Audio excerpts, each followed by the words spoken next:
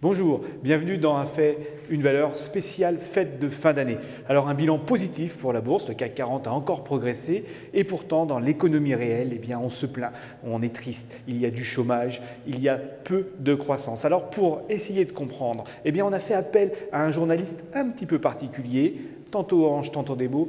Vous allez voir, venez me rejoindre au studio. Eh bien voilà, de retour sur le plateau, on parlait de quoi? Oui, de la tendance. Alors, depuis l'été 2012, on devrait être rassuré. En 2012, le CAC 40 avait déjà progressé de plus de 15%. La zone euro, aujourd'hui, est sauvée, la bourse continue sur sa lancée et pourtant, il y a quelques angoisses.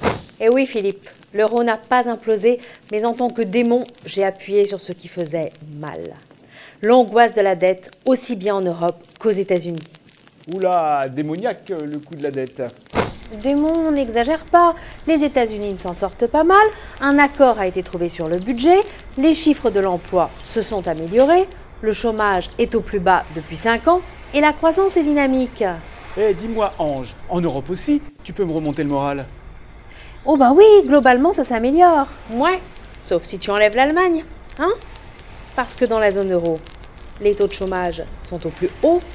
La croissance est faible et même la France, qui est en principe la deuxième puissance économique européenne, va mal.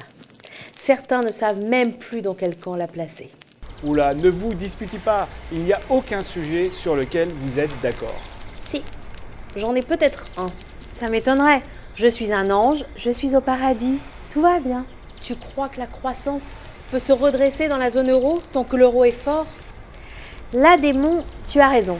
On va être d'accord. Il faut que l'euro baisse pour que nos entreprises soient plus compétitives. Bon bah merci à vous deux. Et là on retrouve Isor en chair et en os. Heureux de vous voir parce que vos petits collègues, franchement, ils étaient pas terribles.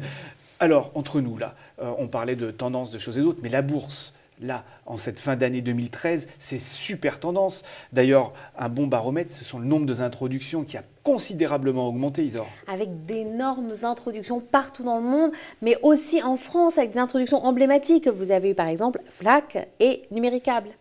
Oui, la Fnac et Numéricable, ça on s'en souvient, des grosses, ça fait longtemps qu'on n'avait pas eu de grosses introductions.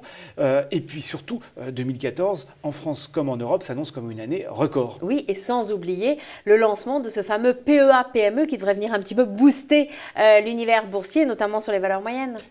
Un havre de paix dans un monde où, surtout dans un pays où on discute beaucoup d'impôts, un havre de paix fiscal, cela mérite qu'on s'y intéresse. En tout cas, plutôt optimiste en cette fin d'année 2013. Moi, je vous propose qu'on trinque, Isor.